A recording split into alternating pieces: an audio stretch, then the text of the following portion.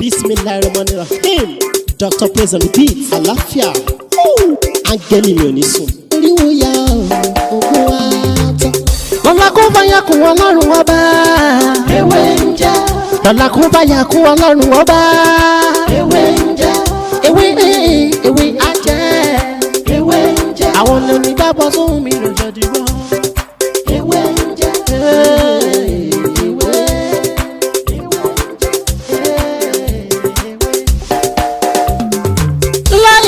Ilala alawalu alakiru asọhiru abatinu Ọlọ́run ọba ìwọ ló pamọ́ ìwọ ló fara jáde yé aláràgbà yìí dàníyàn ara tó wù ọ́ dáadáa ló dẹ̀ ń dá èyí tó ní káwa máa fẹ́ wé dá ládẹ̀ fi dá ìwọ ṣàlò ní kọ́kọ́rọ́ gbogbo ẹ̀mí nìyẹn fásikúrò ni wọ́n síkúrò ni wọ́n nínú ìsìnkú fàyà kùn rẹ̀ la fi ń ṣe tiwa ewé jẹ́ òbẹ̀.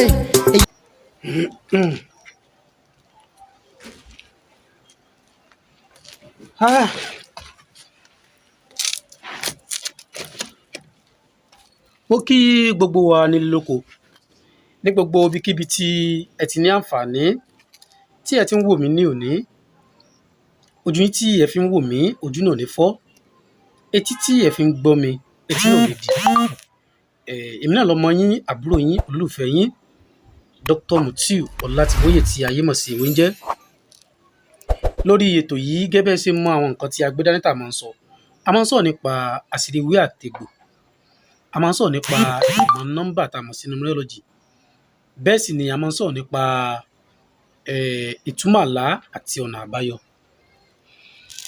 ẹ rí Ọlọ́run dá ewé àti egbò kó máa jẹ́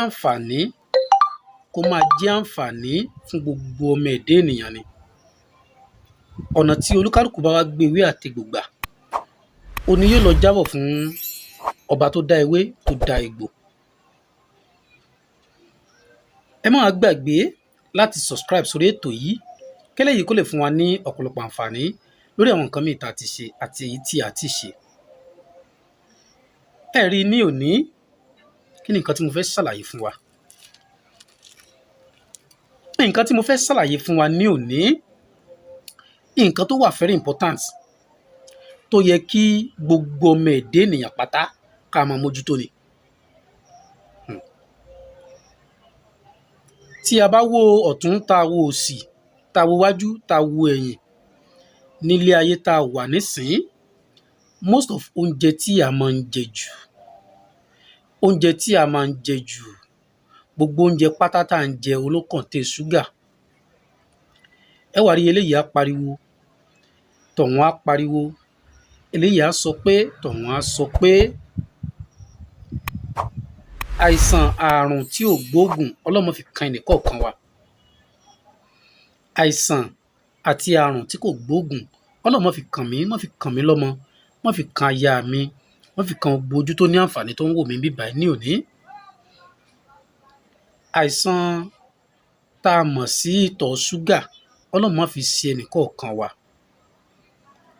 àtẹni tó ní o àtẹni tí ò ní ó ní àgbo yìí dáa fún bó ṣe lẹ́ẹ̀kan lóṣù ẹ jẹ́ ká máa gbìyànjú ká máa control sugar level ara wa eléyìí kì í ṣe pé bóyá nígbà tí àìsàn náà bá ṣe gbéyàn dé àwọn òyìnbó sọ pé wọ́n ní prevention is better than a cure ká prevent ara wa gbogbo ṣúgà tí ó ń tọ̀ sára èdè èèyàn tó fi wá ń di pé ó ń di àrùn ṣúgà ó ní àgbo yìí ló máa ń wòsàn bí a ṣe máa ń lo ewé ọparun àti èso abèrè ó ní mo fẹ́ ṣàlàyé fún wa níbí báyìí pẹ̀lú àṣẹ Ọlọ́run màá máa ṣàlàyé bí a ṣe ń lo ewé ọparun tá a mọ̀ sí bambú ewé rẹ̀ àti èso abèrè tá a máa fi ń reduce sugar level ara wa ẹni tó bá ti wà nípò pé ó ní diabetes náà ó lè lò ó tètè gbọ́ ní kíákíá àdúrà ó gbà, nǹkan ò ní ṣe wá, kò ní sọmọ wa, kò ní ṣaya wa.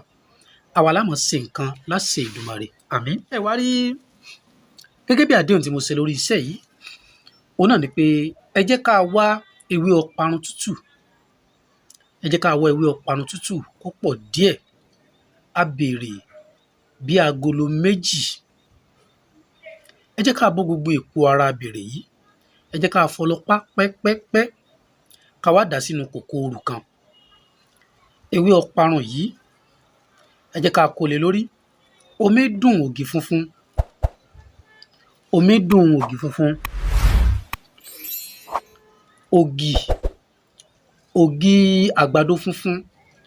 Omi dùn ẹ̀, omi tá a mọ̀ sí omi kan tá a mọ̀ ń pè lómi kan lu òkè. Tá a tún mọ̀ sí omi dùn. Ẹ jẹ́ ká fi omi yìí ká fi ṣe kíní yìí kó jiná. Ẹ̀yin mi, ẹ jẹ́ ká máa mú lóòrèkóòrè. Ẹ jẹ́ ká máa mú lóòrèkóòrè. Gbogbo ẹ̀dá tó bá wà ń pò àìsàn ìtọ̀ ṣúgà, ẹ jẹ́ ká máa mú. Pẹ̀lú àṣẹ Ọlọ́run, ẹ délé wá dúpẹ́. Ẹ bá sẹ́ndì mi ní 5 million. Tàdá bá yá tán, àkáǹtì mi gbà ó. Àbí ta ló sọ pé ò láìkí owó, àkáǹtì mi gbà á. Àìsàn ò ní ṣe wá, kò ní sọmọ wa láṣẹ Èdùmàrè. Ọ̀rọ̀ mi ò ní wájú báyìí lọ́nà lénìí. Lẹ́ẹ̀kan sí mi lọmọ yín, àbúrò yín, olólùfẹ́ yín, Dr. Mutiu Ọlátìbóyè, tí ayé mọ̀ sí ìwé ń jẹ́. Tó bá dìgbà mi á tún mọ ọ̀rọ̀ mi tuntun yàtọ̀ sí eléyìí wá. Ẹ má gbàgbé láti subscribe lẹ́ẹ̀kan sí lórí ètò yìí. Tó bá jẹ́ pé èyí tá à ń ṣe ó wà very interesting, tí a dẹ̀ rí àwọn nǹkan díẹ̀díẹ̀ ń bẹ, ẹ má jẹ́ ká lọ lásán. Tá a bá ti wò ó tán, ẹ jẹ́ ká subscribe.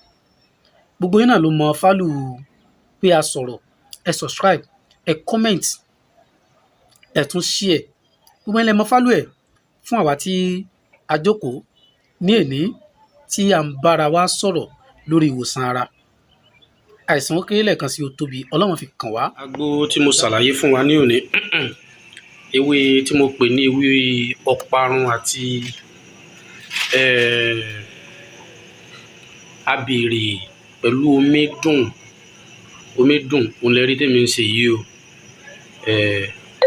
Tèmi ń ṣe náà lélẹ́yìí tí èèyàn fi ń tọ́jú ara èèyàn. Kò dìgbà tí èèyàn bá ní diabetes kéèyàn tó máa tọ́jú ìtọ̀ ṣúgà. At least kéèyàn máa lo nǹkan báyìí ní bóyá ẹ̀ẹ̀kan lóṣù mẹ́ta ó dáa. So arẹwé ọparun tí mo lò oníléyìí gẹ́gẹ́ bí mo ṣe ṣàlàyé. Ìwé ọparun èyí tó ṣẹ́kù nù, rí òun náà lélẹ́yìí. Ìtọ́jú ara ṣe pàtàkì. Àdúrà ó gbà o. Nǹkan kékeré ni tí a lè ṣe fúnra wa, kì í ṣe nǹkan tí ó náyàn lówó púpọ̀. Téèyàn bá ní àìsàn diabetes náà ó dáa tó bá lè máa lò ó. Bí èèyàn bá sì ní béèyàn ò bá ní náà ó dáa. Ẹni tó bá ní eléyìí á máa dúró kí ó ẹ̀ ni. Ẹni tí ò bá ní a máa prevent ẹ̀ ni, kò ní jẹ́ kí ó mú. Abáwọ̀ tó tabáwọ̀ sí ní ilé ayé tá a wà ń sìn, nǹkan dúdùn ni oúnjẹ tá à ń jẹ, carbohydrates, gbogbo nǹkan tá à ń jẹ pátá contain sugar pọ̀ nínú oúnjẹ. Kódà ọtí tẹ́lòmíì mu, ṣúgà tó wà ń bẹ gan ojú mineral lọ. Bí mo ṣe ṣàlàyé ẹ̀, òun náà lè rí tí mo ṣe yìí. Nǹkan tó tún wá fi ń dáa jù, òun náà ni tí